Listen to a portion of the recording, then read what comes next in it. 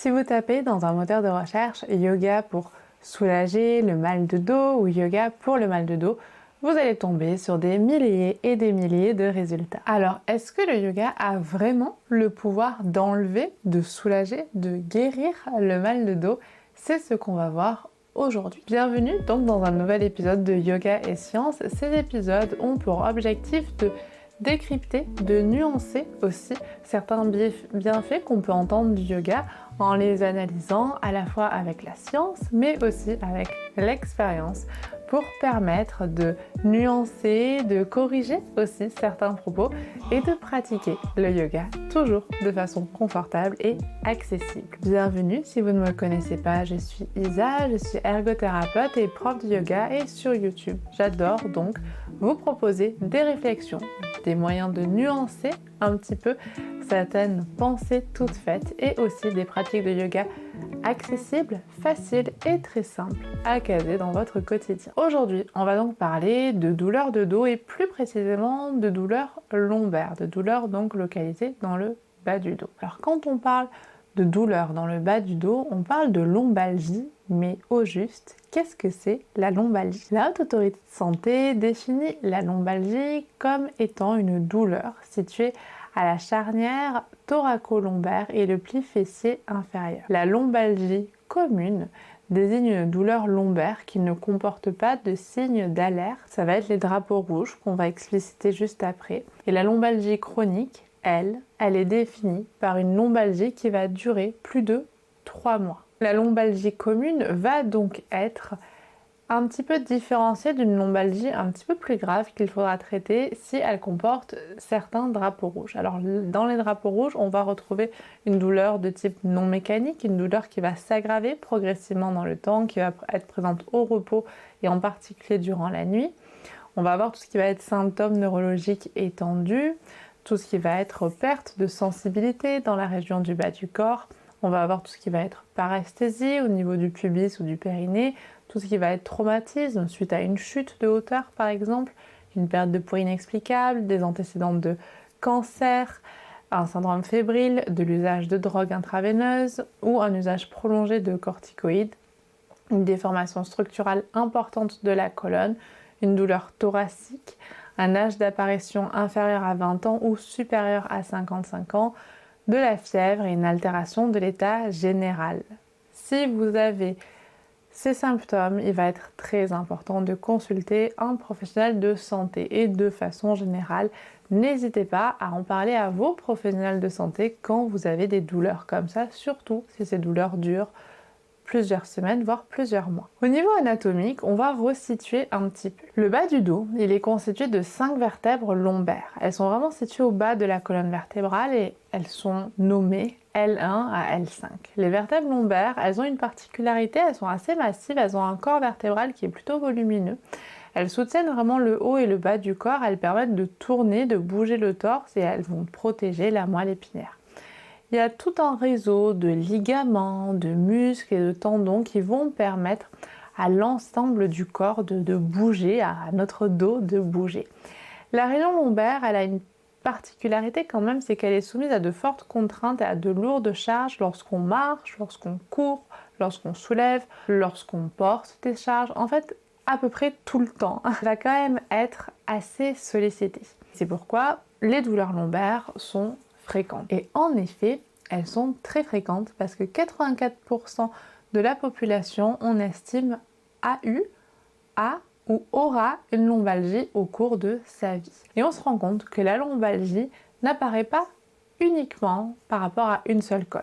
C'est assez multifactoriel. Donc les facteurs de risque de survenue vont être d'abord l'âge. C'est vrai que la fréquence des lumbagos, des lombalgies va augmenter progressivement au cours de la vie, mais paradoxalement, la sédentarité augmentant, de plus en plus de jeunes vont être gênés par des lombalgies au cours de leur vie. Et en effet, tout ce qui va être sédentarité, absence d'activité physique va vraiment pouvoir être un facteur de risque. En effet, au plus on est sédentaire, au moins on va avoir de muscles, au moins on va avoir un dos musclé et donc on peut avoir des douleurs dans le dos. Donc pour ça, vous vous en doutez, mais on va en parler, entretenir son dos, à la fois sa force et sa souplesse, va être crucial pour essayer de se protéger le plus possible de ces douleurs dont on se passerait bien. On va avoir aussi tout ce qui va être contrainte physique, donc souvent lié au port de charge, aux manutentions, ce qui peut être dans le cadre du boulot ou dans le cadre aussi de loisirs ou dans le cadre privé. En effet, les lombalgies vont appartenir à la grande famille des troubles musculo-squelettiques. Et en parlant de travail, on va avoir tout ce qui va être contrainte psychosociale au travail, tout ce qui peut être monotonie des tâches, insatisfaction professionnelle, peu de reconnaissance par rapport aux efforts fournis. Tout cela peut aussi être un facteur de risque pour la lombalgie. Les problèmes émotionnels rentrent également dans cette catégorie avec la dépression, l'anxiété, le stress, le retrait des activités sociales. On peut avoir des représentations inappropriées aussi par rapport au mal de dos, comme l'idée que la douleur représente un danger et doit empêcher le mouvement. Et cela peut même engendrer un comportement assez passif d'une personne souffrant d'une lombalgie qui attend finalement un remède miracle sans vraiment être proactif dans le traitement. Selon la Haute Autorité de Santé, pour prendre en soin un patient atteint de lombalgie, il va falloir faire plusieurs choses. Déjà, se centrer vraiment sur le patient. Cela veut dire prendre en compte le vécu du patient, le retentissement de la douleur à tous les niveaux, niveau physique, psychologique et socio-professionnel. Ça va être important aussi de délivrer le diagnostic de la personne et si c'est une lombalgie commune, expliquer à la personne car c'est généralement une lombalgie qui va se résorber en quelques semaines. Et si on passe dans une lombalgie chronique ou à risque de chronicité, là il va falloir faire intervenir plusieurs professionnels. On va avoir des médecins, on va avoir des kinés, on va avoir des rhumatologues, on va avoir plusieurs personnes complémentaires qui vont pouvoir accompagner au mieux le patient. Et la HAS explique qu'il va être important de veiller à la cohérence des propositions thérapeutiques qui sont faites aux patients, notamment en raison du caractère délétère des discours discordants que parfois des patients peuvent entendre. Et c'est vrai qu'on a tous été dans ce cas où finalement on entend un son de cloche d'un professionnel, puis quelque chose qui nous paraît vraiment différent d'un autre. Ça peut être assez difficile de faire la part des choses. Donc au plus on a l'impression d'être accompagné de façon globale et cohérente, au plus on se sent en confiance. Et ça va être très important. Mais ce n'est pas toujours le cas. Et ça peut aussi expliquer pourquoi de plus en plus de personnes se tournent vers le yoga pour guérir, entre guillemets, le mal de dos. Et pourquoi aussi de plus en plus de personnes vont dire, et on vous l'a peut-être déjà dit, t'as mal au dos, fais du yoga. Mais est-ce que ça marche vraiment comme ça? Et surtout, est-ce que le yoga peut vraiment soulager le mal de dos? Alors c'est là-dessus qu'on va maintenant se pencher. Et pour cela, il suffit d'aller faire un tour dans la littérature scientifique.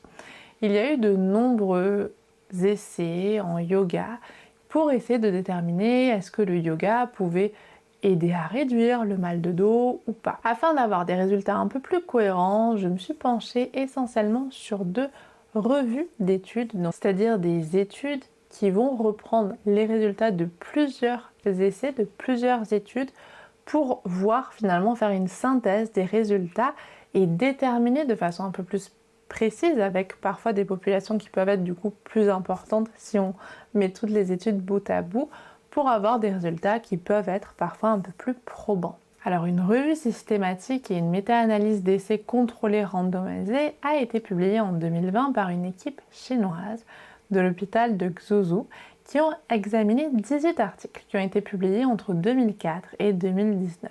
Parmi ces études, 13 ont comparé le yoga à un contrôle sans exercice et 8 ont comparé le yoga à une thérapie physique traditionnelle ou à des exercices. Les résultats, ils ont été analysés de différentes manières, en termes d'effets sur l'intensité de la douleur, sur l'évolution des handicaps et sur la qualité de vie. Les résultats montrent que le yoga pourrait diminuer la douleur à court et moyen terme et améliorer l'état d'incapacité fonctionnelle à court et à long terme par rapport à l'absence d'exercice. Les effets du yoga sur la douleur et l'incapacité sont comparables à ceux d'autres exercices ou thérapies physiques, comme par exemple la kinésithérapie. Cependant, au niveau de la qualité de vie, le yoga n'a pas montré d'amélioration significative sur la qualité de vie physique et mentale. Une autre équipe, 2 ans plus tard, dirigé par Susan Wieland en 2022, a également étudié les avantages du yoga pour la lombalgie chronique non spécifique. Les analyses ont montré que le yoga était probablement plus efficace que l'absence d'exercice pour améliorer la douleur et la fonction après 3 mois de pratique, bien que les améliorations soient modestes. Et il n'y avait probablement pas de différence significative entre le yoga et d'autres exercices axés sur le dos pour améliorer la fonction liée au dos, mais les données sur la différence de douleur entre le yoga et d'autres exercices étaient moins claires. Les deux études ont noté que la douleur dorsale était le dommage le plus fréquemment rapporté dans les essais de yoga. Bien que le risque d'effets néfastes soit légèrement plus élevé avec le yoga par rapport à l'absence de yoga, il était similaire à celui des autres exercices, sans indication donc de dommages graves associés au yoga. Mais que retenir donc de tout ça ? Eh bien, tout simplement qu'il n'y a pas de posture miracle, que le yoga n'est pas la pilule magique pour réduire en un claquement de doigts le mal de dos. Mais le yoga offre quelque chose de merveilleux. Il nous offre du mouvement, mais pas n'importe quel type de mouvement, du mouvement en conscience. Et c'est donc peut-être là le vrai intérêt du yoga en général. Et on l'a vu un petit peu plus haut, c'est vrai que la représentation qu'on peut se faire de la douleur peut avoir un impact très important par rapport à notre mobilité, comment est-ce qu'on va s'engager dans une pratique corporelle. Donc ça va être très important de finalement faire de sa pratique de yoga un espace de confiance, un espace où on peut bouger, on est à l'écoute de son corps, on n'est pas dans la performance, on est vraiment là pour finalement amener un peu de mouvement en respirant, comprendre un petit peu mieux son corps, comprendre un petit peu mieux comment il fonctionne et éviter finalement d'avoir un langage ou une appréhension trop forte par rapport à la pratique physique qui finalement, en amenant du mouvement, peut faire beaucoup de bien. Alors voyons ensemble 4 conseils, 4 idées pour faire de sa pratique de yoga une pratique qui peut nous accompagner quand on a mal au dos, mais toujours de façon consciente. Bien entendu, n'oubliez pas que parler à votre professionnel de santé est essentiel pour avoir un accompagnement le plus global possible et surtout le plus adapté à votre problématique. Et deuxième chose, que finalement, s'il n'existe pas de pratique de yoga spécifique pour guérir le mal de dos, le yoga va, en étant un petit peu adapté, pouvoir vous aider à prendre soin de votre dos. La première chose, je vous en parle tout le temps, je pense qu'il n'y a pas une vidéo où je ne vous en parle pas, mais ça va être d'utiliser des accessoires. Par accessoires de yoga, on parle de quoi ? On va parler de briques, de sangles, on peut aussi utiliser son environnement avec, pourquoi pas, le mur, pourquoi pas utiliser une chaise. Bien entendu, pour les douleurs au genou, utilisez un pad de yoga. Vous pouvez aussi utiliser un bolster qui va aussi nous aider à nous détendre dans nos séances de yoga. Donc tous ces accessoires-là, il ne faut pas les étiqueter comme étant uniquement pour débutants ou quand on ne connaît pas trop les postures. Non, les accessoires de yoga, ils sont vraiment là pour nous faciliter la vie et pour nous permettre d'être finalement plus confortable dans les postures et de bénéficier au mieux de la pratique de yoga. Et si on a mal au dos, parfois être en relaxation finale, en shavasana, c'est pas toujours le plus confortable. Donc vous pouvez surélever vos jambes en les mettant sur une chaise, ça va vous faire le plus grand bien et ça va vraiment vous permettre de vous relaxer, de vous détendre. Et c'est vrai que quand on a mal, c'est important d'avoir ces espaces, ces moments où on peut vraiment permettre au corps de se relâcher. Pour la posture du triangle, utilisez des briques pour éviter d'être un petit peu trop bas et donc peut-être un peu gêné au niveau du dos peut aider grandement.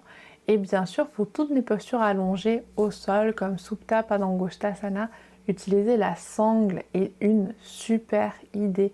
Ça va vraiment vous permettre de finalement mieux gérer le mouvement et vous concentrer de façon plus importante sur vos sensations. Et ça aussi, c'est quelque chose qui va être très important quand on peut avoir des douleurs. La deuxième chose que normalement on fait toujours en yoga, ça va être d'accorder vraiment beaucoup d'importance sur la respiration. Alors je vous parle pas forcément de faire énormément de séances de pranayama, mais vraiment de prendre le temps de respirer à chaque mouvement. C'est vrai que quand on a mal, vous avez sûrement dû remarquer qu'on a tendance à se mettre un petit peu en apnée. Donc l'idée, c'est de bouger en respirant, de faire vos mouvements le plus possible en lien avec la respiration ou tout simplement de respirer tout le long de la séance.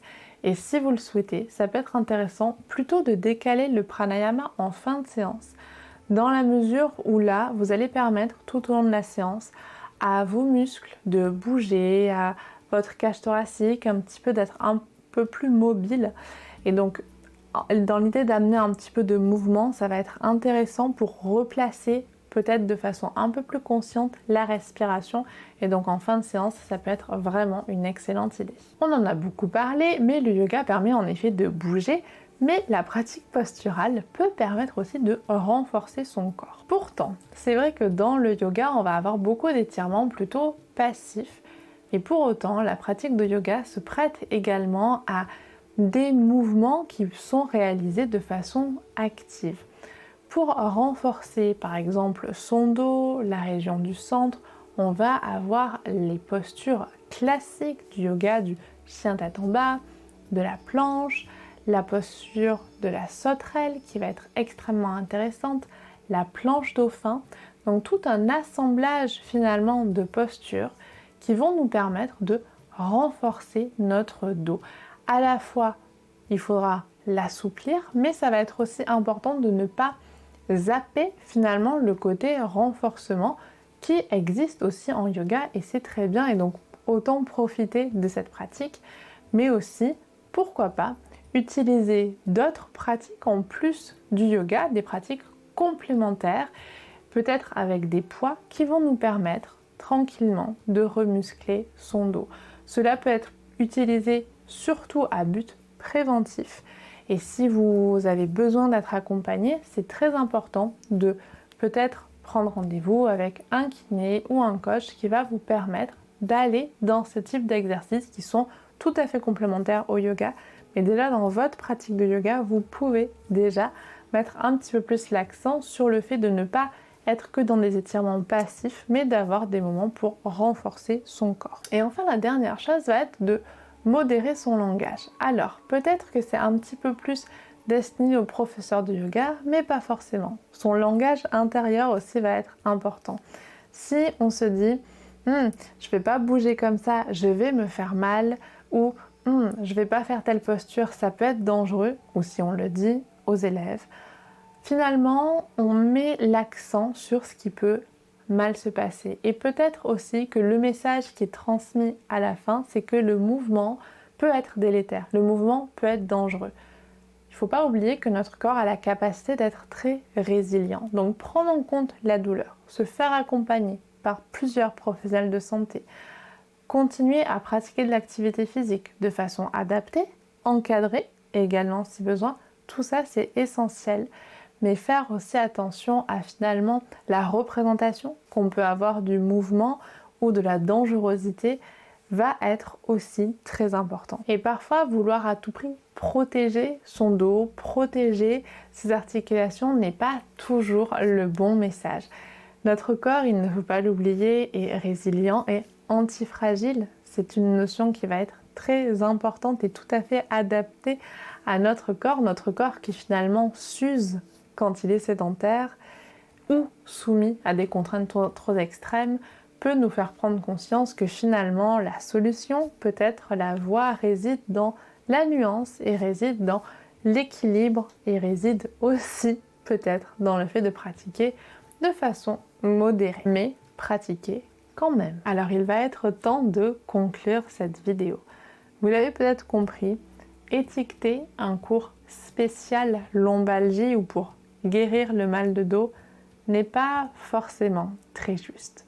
Pour autant, le yoga, grâce au mouvement, grâce à la respiration, grâce à tout ce qu'il peut nous apporter, peut être un espace de mouvement conscient où on peut aussi se faire confiance. Le yoga, avec tous ses accessoires, avec cette idée de compréhension, de connaissance de soi, va être un merveilleux outil, un merveilleux accompagnement aussi une complémentarité à d'autres pratiques physiques posturales, à d'autres pratiques aussi médicales. Et un petit peu plus largement, je pense que le yoga peut offrir une solution assez holistique, assez globale pour nous permettre de changer certaines habitudes de vie et pour nous permettre d'aller vers quelque chose qui nous convient mieux, vers quelque chose qui est peut-être plus adapté à nous, plus sain aussi pour nous, plus juste peut-être, à la fois pour notre santé physique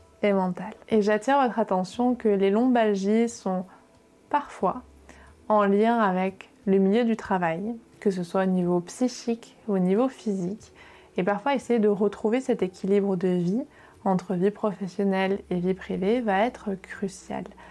J'avais eu l'honneur d'avoir une conversation avec Roland dans laquelle nous avons évoqué cette problématique d'équilibre entre vie professionnelle et vie privée.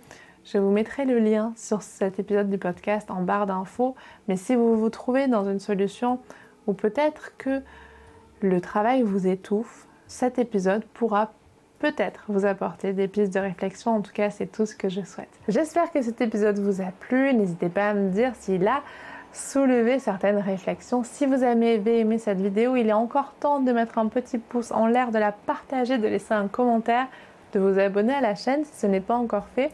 Tout cela m'aide énormément à faire grandir la chaîne et à me motiver à proposer ce type de vidéo qui, vous vous en doutez, me demande du temps et du travail. Merci d'avance. J'ai été ravie de partager ce moment avec vous. Hâte d'échanger en commentaire. Et en attendant de vous retrouver très bientôt, prenez soin de vous.